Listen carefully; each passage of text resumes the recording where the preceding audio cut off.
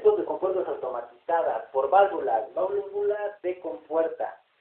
La función de estas válvulas consiste exclusivamente en la apertura y cierre, no siendo aptas para regular el paso del agua.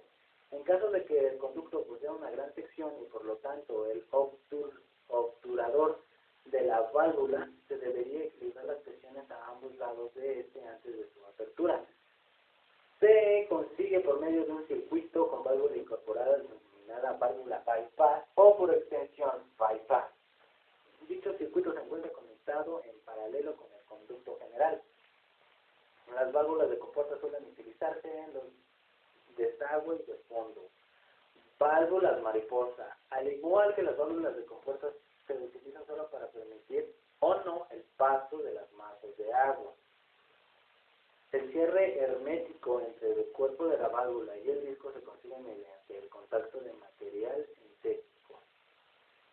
Estas válvulas se emplean en conducciones de gran diámetro y se hace necesario equilibrar presiones a ambos lados del obturador antes de su apertura. Se emplean en los desagües de fondo y en las tuberías forzadas antes del arribo del agua a la turbina. Servomotores o sistemas de cremalleras accionadas por grupos motorreductores. Estos son los mecanismos encargados de accionar a estas válvulas. Las válvulas esféricas, estos pueden emplearse para regular el paso de agua, debido a que en la actualidad han podido eliminarse todas las vibraciones. Posee un sistema de accionar similar a las válvulas mariposa, o en sus movimientos son relativamente más lentos. Generalmente las presiones de esta clase de válvulas se equilibran por medio del bypass. Válvulas de chorro hueco. Reciben este nombre debido a que proyectan un chorro o hueco en forma anular. Este tipo de válvulas componen por un deflector fijo formado por un cono recto, cuyo vértice apunta hacia el interior del conducto y se introduce en el orificio de salida. El cierre o apertura del conducto para el paso de agua o las posiciones intermedias que permiten la regulación se logran por medio de un tubo cilíndrico concéntrico con el cuerpo de la válvula. El tubo se desplaza exteriormente a lo largo de este, acercándose y alejándose como un cono difusor. Fenómenos de conducción hidráulica. Número 1. La cavitación. Este fenómeno implica la formación dentro de las masas líquidas de espacios huecos o cavidades llenas de gas o vapor surgidas por una vaporización local. Las sustancias que el agua lleva disueltas, como aire, gas, partículas sólidas, etc., junto con las alteraciones de presión ocasionadas por la turbulencia de las masas líquidas, impide la continuidad de estas. Cuando el agua se encuentra en su estado natural, contiene aire en disolución y la cantidad será mayor cuanto más elevada es la presión. Se diseñan dos: cavitación de burbuja. Las burbujas surgen de manera repetida sobre el contorno de los cuerpos sólidos sumergidos en un líquido que crecen en extensión y desaparecen. Y número 2, la cavitación estacionaria, donde las burbujas se constituyen en el contorno del cuerpo y se mantiene en él, mientras que no se produzcan modificaciones en las causas productoras. Aquí puede ser, la cavitación puede presentarse en tuberías, turbinas, bombas hidráulicas, hélices, superficies sustentadoras y conductoras de líquidos, etc. Golpe de ariete.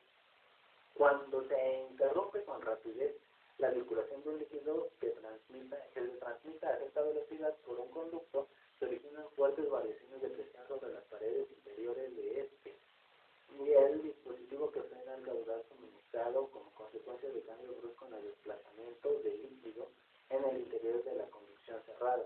Conjuntamente con las deformaciones originadas por las sobrepresiones y depresiones, se producen vibraciones y otras consecuencias que pueden originar roturas, aplastamientos y otras averías en las tuberías y sus equipos. Bien, aquí se dice que el golpe de ariete se produce en las tuberías cuando se realizan operaciones rápidas a los equipos que abren, cierran o regulan el desplazamiento de agua, como son válvulas, compuertas, anclajes, etc. Los efectos de golpe de ariete son más significativos en los conductos de gran longitud y tienen mayor fuerza al cerrar el paso del agua. Se entiende por un periodo crítico de una tubería al tiempo necesario que tarda una onda en desplazarse desde el origen de la perturbación hacia el extremo libre y regrese. El golpe de ariete también recibe el nombre de martillo de agua, water hammer, y en el caso de tratarse de oleoductos y fluidos diferentes de agua se conoce como surge.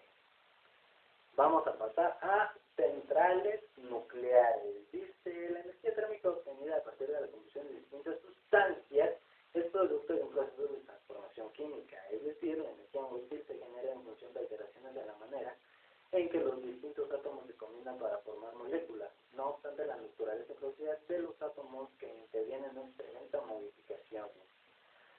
Por ese motivo, la comprensión de los elementos nucleares ha originado una intensa búsqueda de las condiciones tecnológicas que permitan producir dichas reacciones de manera controlada.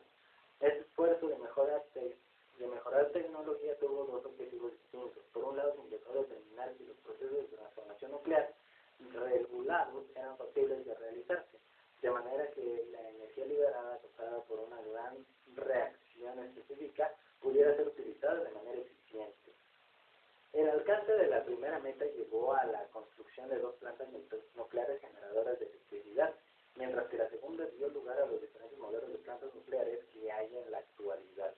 Todos los reactores nucleares en operación, al igual que los que se hallan en la etapa de diseño, fundamentan su capacidad de generación en el aprovechamiento de la energía térmica liberada durante el proceso de la fisión nuclear. En la fisión nuclear, al partirse un núcleo, surgen de 2 a 3 neutrones, radiación gamma, neutrinos y 2 núcleos más pequeños que el original. La cantidad de energía que se obtiene en dicho caso se mide mediante el uso de la fórmula de Einstein, E es igual a mc al cuadrado, en la cual E representa la energía producida, m la masa, y C la velocidad de la luz elevada al cuadrado. La energía por unidad de masa desempeña el papel relevante. A lo largo del primer arranque del reactor junto con los ensambles de combustible encontramos las fuentes emitoras de neutrones. Para comenzar la reacción de fisión es necesario extraer las barras de control siguiendo que los neutrones lleguen a las pastillas de óxido de uranio y sean absorbidas por el núcleo del uranio 235, adquiriendo una gran inestabilidad por lo que permite partirse, apareciendo a una alta velocidad promedio de 2.5 neutrones. La radiación gamma es usualmente dos productos de fisión. Estos contienen energía cinética, los cuales al ir atravesando la materia de la pastilla producen fricción generando calor, el cual se trata de conducirse al exterior incrementando la temperatura de la pared metálica de circonio. Este calor al resultar extraído en forma permanente con agua u otro líquido se obtiene un flujo continuo de calor. De aquí en adelante, al extraer solamente barras de control, el flujo de calor aumenta, con lo que la pared metálica de circonio y el agua refrigerante elevan su temperatura hasta que la misma obtiene condiciones de saturación, y de esta forma producir el vapor del reactor y directamente dirigirlo al turbogenerador, denominados a este esquema como ciclo directo del reactor de agua hirviente. En caso inverso, si el agua se presuriza y se frena la disponibilidad de que hierva dentro del reactor, pero se traslada este calor a un generador de vapor pudiendo hervir de otro circuito dicho vapor resultante que moverá el turbogenerador. Este es llamado esquema de prototipos de reactores de agua presurizada PWR o en agua pesada PHWR. En el siguiente video vamos a ver cuál es la descripción de los reactores de potencia, que es el Reactor Pressurized Water y el Reactor Pressurized Heavy Water y también el Reactor Boiling Water.